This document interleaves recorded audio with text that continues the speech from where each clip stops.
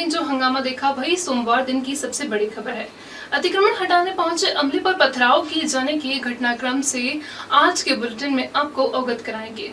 इसके अलावा आप तक पहुंचाएंगे दिन की और भी कुछ खास खबरें। मैं विनीता, ओम टुडे न्यूज के बुलेटिन में आइए फिर से मेरे साथ चलिए समाचार के सफर पर।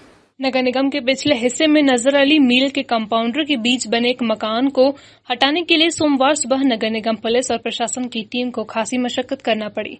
जिस जमीन पर मकान बना है वह सरकारी है। यहां स्मार्ट सिटी कंपनी द्वारा स्पोर्ट्स ऑडिटोरियम बनाया जाना है। जमीन पर बने कई सारे मकानों को नगर निगम की टीम लगभग 1 साल पहले हटा चुकी थी।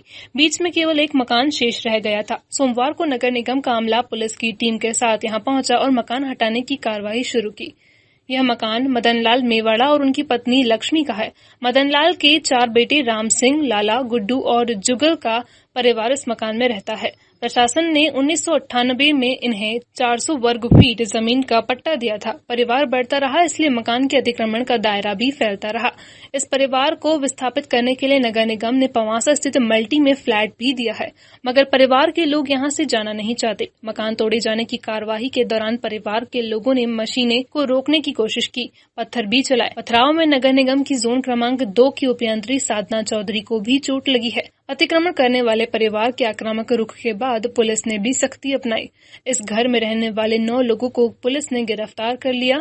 जमीन में बेदखल किए जाने की कार्यवाही के दौरान मेवाड़ा परिवार के वकील ने भी आपत्ति ली। उन्होंने प्रशासनिक अधिकारियों को बताया कि मामला कोर्ट में विचाराधीन है, लेकिन वकील की भी प्रशासनिक अधिकारियों ने कोई बात नहीं सुनी। अपना हिल का जो स्मार्ट सिटी के द्वारा जो काम हो रहा है, इसके क्रम में पिछले 1.5 साल 2 साल पहले भी यहाँ से अतिक्रमण हटाए गए थे। एक ये जो अतिक्रमण एक रह गया था, इसको विधिवत मकान आवंटित भी कर दिया है, पर ये जाने को सहमत नहीं है, इसी कारण आज इनको तोड़ा। तो कहाँ मिला इनको? ये अपना पवासा मल्टी में। और कितनी जमीन है सर इसको खाली कराने में? 20 बाई 20 का पट्टा था केवल एक, लेकिन कब्जा इन्होंने 100 बाई 100 से ऊपर कर रखा है। कब से कब्जे है? ये कब्जा विगत 2-3-4 साल से कर रहे हैं। आज सर पथराव भी किया है, हाँ, तो हमारे जो इंजीनियर है उसको पत्थर लगा है, चोट आई है, तो थाने में गई FIR। कितने लोगों को गिरफ्तारी का अपने ये विषय में पुलिस वाले बताते हैं। ठीक है।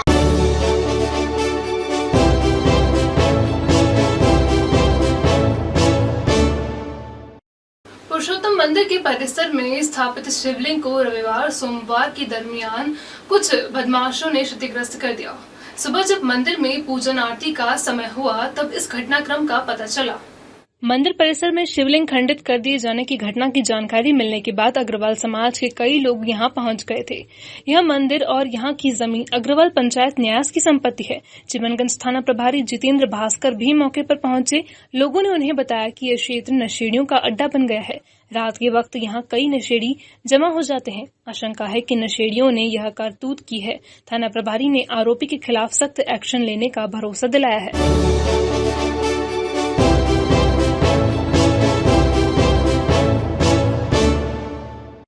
बारिश की खेच अब किसानों के लिए परेशानी की वजह बनती जा रही है। सोयाबीन की फसलों में पीला रोग, 2 बार के लॉकडाउन और अब उपज बोने के बाद बरसात न होना जिले का किसान इस वक्त बड़ी मुसीबत का सामना कर रहा है।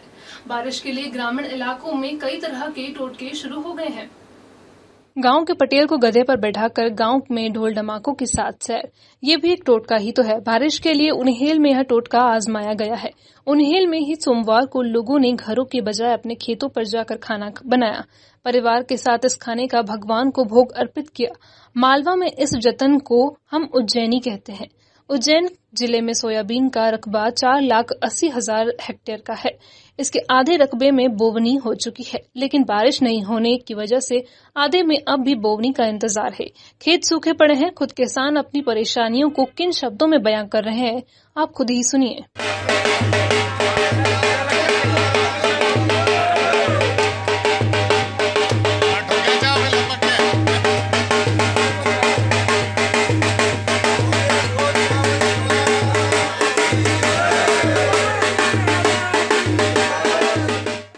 तो हमारी फसल जो है सूख रही है, अभी पूरी नष्ट हो रही है। अच्छा, ये क्या है, बाद में इसके पैदावारी भी नहीं आएगी हमारे को। कई खेत खाली पड़े हुए हैं, उनके लिए खाली पड़े हुए हैं और कई खेत बो दिए हैं, तो अब क्या? तो उसमें पानी नहीं है, अभी पानी नहीं गिर रहा है, तो वो भी सूख रहा है वो भी। अच्छा, तो दिक्कत समझते, फसल खराब हो सकती है। हाँ, फसल तो खराब हो जाएगी अगर 2-4 दिन। और समय पे बोनी नहीं करते तो क्या होता है? समय पे अगर अब बोनी नहीं हो पाई है तो उनको वो बांझ रह जाता नहीं, फिर अच्छा। उगता नहीं है क्योंकि दोनों तरफ परेशानी है खेत अभी। की गर्मी निकल जाती है अच्छा तो वो क्या सोयाबीन उगता नहीं है फिर। अच्छा, कुल मिला के जो खेत खाली पड़े हैं उनके लिए परेशानी है और जो बो चुके हैं उनके लिए परेशानी। उनको भी परेशानी है। अच्छा, बारिश नहीं होने की वजह से।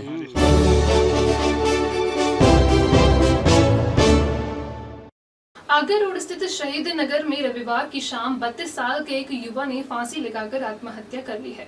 यह युवक महाकालेश्वर मंदिर क्षेत्र में फोटोग्राफी का कार्य करता था।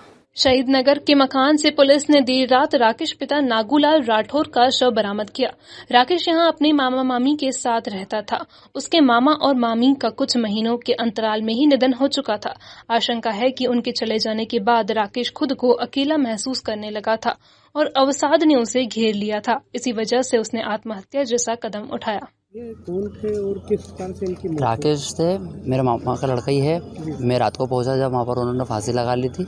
नीचे पड़े हुए मिले थे मुझे और मैं मोहल्ले वालों की मदद से उनको अस्पताल लेकर आया। क्या नाम है? राकेश शहीद नगर में रहते हैं। क्या काम करते थे? महाकाल में फोटोग्राफर थे। क्या कारण क्या था कोई? नहीं, कारण मुझे नहीं पता सर।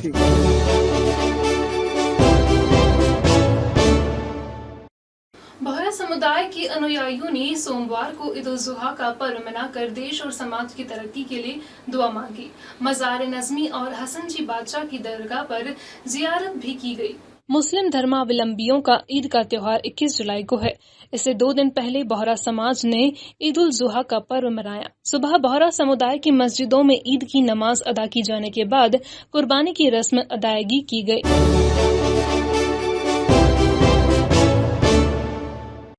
इंगोरिया में थाना प्रभारी की कार्यप्रणाली से नाराज युवा हिंदू वाहिनी संगठन के सदस्यों ने सोमवार को पुलिस कंट्रोल रूम पर एएसपी को एक ज्ञापन सौंपा है। इस संगठन के सदस्यों ने एएसपी से थाना प्रभारी को लाइन अटैच करने की मांग की है। एक दिन पहले राष्ट्रीय युवा हिंदू वाहिनी संगठन के सदस्य इंगोरिया थाने में हरे पेड़ काटने वाले एक युवक के खिलाफ एफआईआर दर्ज कराने पहुंचे थे। थाने पर एफआईआर तो नहीं हुई, उल्टे थाना प्रभारी अशोक शर्मा ने शिकायत लेकर पहुंचे युवकों को थाने से भगा दिया। इसी से नाराज हिंदू वाहिनी संगठन के सदस्य एसपी कार्यालय पर थाना प्रभारी की शिकायत लेकर पहुंचे थे। के खिलाफ दिया गया थाना प्रभारी द्वारा अवैध व्यवहार वो हमारे प्रति भी करते हैं। हम जनप्रतिनिधि हैं ग्रामीण क्षेत्र के।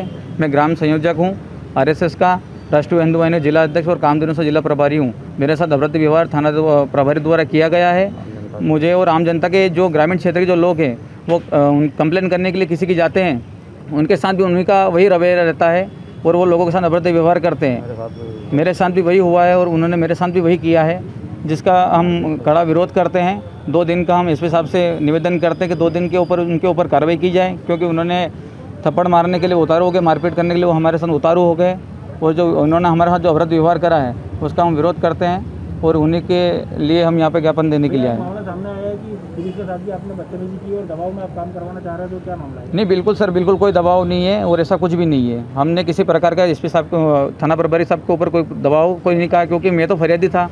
मैं तो एफआईआर लिखाने गया था, मेरा तो उनसे कोई बातचीत भी नहीं थी। और फरियादी के ऊपर ही अगर एफआईआर हो जाए तो ये कौन सा न्याय है? आज आपने ज्ञापन दिया है और कोरोना वायरस चल रहा है, हाँ। सोशल डिस्टेंस का आपने पालन नहीं किया है, कहीं ने मास्क नहीं लगाया है, क्या आपके ऊपर कार्रवाई नहीं होना चाहिए? नहीं सर, मेरे पास कम से कम 100 से 150 मार्क्स और गाड़ी के अंदर रखे हुए हैं। और ऐसे आप अगर मेरे कार्यकर्ता देख लो, अगर किसी ने मार्क्स नहीं लगा रहा तो आप दे सकते हो। 150 मेरे पास और मार्क्स रखे हैं। सोशल डिस्टेंसिंग बिना मास्क के बहुत ज़्यादा दिख रहे हैं। नहीं, बिल्कुल नहीं सर, ऐसा नहीं है। सोशल डिस्टेंस का बराबर पालन हुआ। अगर ऐसा होता तो यहाँ अधिक संख्या में कार्यकर्ता आ सकते थे, लेकिन कम संख्या में कार्यकर्ता है। सोशल डिस्टेंसिंग का पालन हुआ है, कम संख्या में भी कार्यकर्ता यहाँ आप खुद दे सकते हैं। फुटेज देखना चाहेंगे बिना मास्क के? है हमारे पास यहीं पे। तो सर ऐसा हो सकता है कभी बायदा में कभी किसी ने नहीं पहना हो, लेकिन ऐसा नहीं है। नहीं, आप यहीं झूठ बोल रहे हैं। नहीं तो बताइए ना, आपके सामने है। ले बताइए कहाँ है। ला बताइए, चलो आप कैमरा घुमा के आप मुझे बता दीजिए कहाँ है। बता। ला बताइए आप। के कुछ लोग हैं जिन्होंने आज ज्ञापन दिया है। इनका ज्ञापन जो है इंगोरिया थाने के जो है रिपोर्ट वगैरह लिखाने गए थे। उन्होंने रिपोर्ट लिखने में देरी करी और इनके साथ कुछ अभद्रता की, ऐसी इनकी शिकायत है। जो भी शिकायत है उसकी जांच की जाएगी और जांच में जो तथ्य पाए जाते हैं उन तथ्यों के आधार पर जो संबंधित होगा उसके खिलाफ कार्रवाई की जाएगी।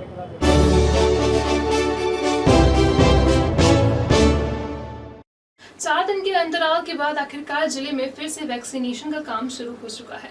बुधवार को जिले में 66 सेंटर्स पर वैक्सीनेशन का काम हुआ। शाम तक 12,000 से ज्यादा लोगों को वैक्सीन की डोज दिए जा चुके हैं। जुलाई महीने के आखिरी पखवाड़े में वैक्सीनेशन का काम उतार चढ़ाव वाली स्थिति में आ गया है। 15 से 18 जुलाई के बीच तो सारे ही वैक्सीन सेंटर बंद रहे। सोमवार से प्री बुकिंग बेस्ड वैक्सीनेशन फिर से शुरू हो सका। सोमवार शाम तक की स्थिति में जिले में अब तक 10,19,000 से ज्यादा नागरिकों को कोरोना रोधी वैक्सीन का पहला डोज लगाया जा चुका है। 1,70,000 से ज्यादा लोगों को पहला और दूसरा दोनों डोज लग चुके हैं। मंगलवार को भी वैक्सीन लगाने का काम जारी रहेगा, लेकिन इसके लिए पहले से आरोग्य सेतु ऐप या कोविन ऐप पर प्री बुकिंग करना होगी।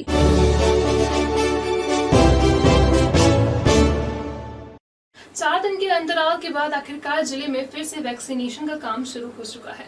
बुधवार को जिले में 66 सेंटर्स पर वैक्सीनेशन का काम हुआ। शाम तक 12,000 से ज्यादा लोगों को वैक्सीन की डोज दिए जा चुके हैं। जुलाई महीने के आखिरी पखवाड़े में वैक्सीनेशन का काम उतार चढ़ाव वाली स्थिति में आ गया है। 15 से 18 जुलाई के बीच तो सारे ही वैक्सीन सेंटर बंद रहे। सोमवार से प्री बुकिंग बेस्ड वैक्सीनेशन फिर से शुरू हो सका। सोमवार शाम तक की स्थिति में जिले में अब तक 10,19,000 से ज्यादा नागरिकों को कोरोना रोधी वैक्सीन का पहला डोज लगाया जा चुका है। 1,70,000 से ज्यादा लोगों को पहला और दूसरा दोनों डोज लग चुके हैं। मंगलवार को भी वैक्सीन लगाने का काम जारी रहेगा, लेकिन इसके लिए पहले से आरोग्य सेतु ऐप या कोविन ऐप पर प्री बुकिंग करना होगी। जिले के सरकारी कर्मचारियों ने राज्य कर्मचारी संघ के बैनर तले सोमवार दोपहर विरोध प्रदर्शन किया। कर्मचारी पिछले 2 साल से महंगाई भत्ता और इंक्रीमेंट नहीं दिए जाने से नाराज हैं। मध्य प्रदेश राज्य कर्मचारी संघ के सदस्य सोमवार दोपहर कोटी क्षेत्र में एकत्रित हुए और यहां नारेबाजी की। संघ के सदस्यों ने 23 सूत्रीय ज्ञापन मुख्यमंत्री के नाम कलेक्टर के प्रतिनिधि को सौंपा है। कर्मचारियों की 2 मांगे मुख्य है। 1, 2 साल से रुका पड़ा इंक्रीमेंट दिया जाए। इसके अलावा महंगाई भत्ते में वृद्धि की जाए। आज मध्य प्रदेश राज्य कर्मचारी संघ भोपाल के आह्वान पर पूरे मध्य प्रदेश के जिला मुख्यालय पर कर्मचारियों की इंक्रीमेंट और महंगाई भत्ता, विनियमित कर्मचारियों को नियमित करना, ऐसी प्रमुख मांगों को लेकर ज्ञापन दिया गया है।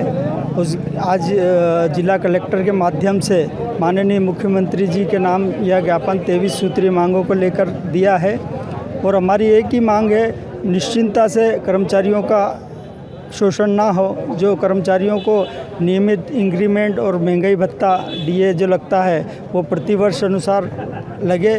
शासन ने 2 वर्षों से इंक्रीमेंट और महंगाई भत्ता दोनों रोक रखे हैं कोरोना काल का बहाना लेकर, जबकि इस कोरोना काल से निपटने के लिए शासन के साथ कंधे से कंधा मिलाकर कर्मचारियों ने ही साथ दिया है। कर्मचारियों ने ही जनमानव को बचाने का कार्य किया है। उसी को भूलकर आज सरकार ने 2 वर्ष से उन्हें इंक्रीमेंट नहीं दिया। इंक्रीमेंट इस स्थिति में रोका जाता है जब कर्मचारी किसी अपराध या किसी विभागीय जांच में दोषी पाया जाता है तो उसे सज़ा दी जाती है, मगर ये सेवा के रूप में कार्य करने के बाद भी सरकार ने कर्मचारियों को सज़ा दी है। ये 2 साल इंक्रीमेंट नहीं दिया, जबकि ये रेगुलर में दिया जाना चाहिए। इसी की मांग को लेकर इससे पूरे मध्य प्रदेश के कर्मचारी 15 लाख कर्मचारी प्रभावित हो रहे हैं। 15 लाख कर्मचारियों की यह मांग है और आज उज्जैन जिले के माध्यम से, कलेक्टर के माध्यम से हम माननीय मुख्यमंत्री जी के नाम ज्ञापन दे रहे हैं और आपके चैनल के माध्यम से हम माननीय मुख्यमंत्री जी को ये बताना चाहते हैं कि अब जब आप कर्मचारियों को अपना अंग मानते हो तो आप कर्मचारियों के अंग के साथ भेदभाव ना करें। अगर अंग में फोड़ा हुआ तो पूरा अंग सड़ेगा, जिससे नुकसान बॉडी को भी होगा, देश को भी होगा, प्रदेश को भी होगा।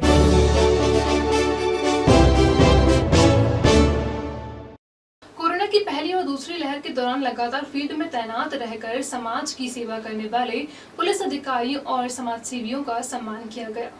सम्मान समारोह का आयोजन आरिफ अली मित्र मंडल द्वारा किया गया है।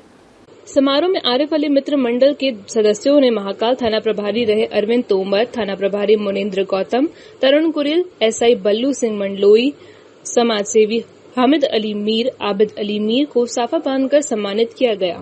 आज हमने हमारे क्षेत्र महाकाल थाना क्षेत्र के जो थाना प्रभारी थे अरविंद सिंह तोमर साहब, वो डीएसपी बन गए हैं, तो उनके सम्मान का एक प्रोग्राम रखा गया। मुनेन गौतम जी, तरुण कुरिल जी, मंडलोई जी, सभी लोग का आज हमने सम्मान रखा।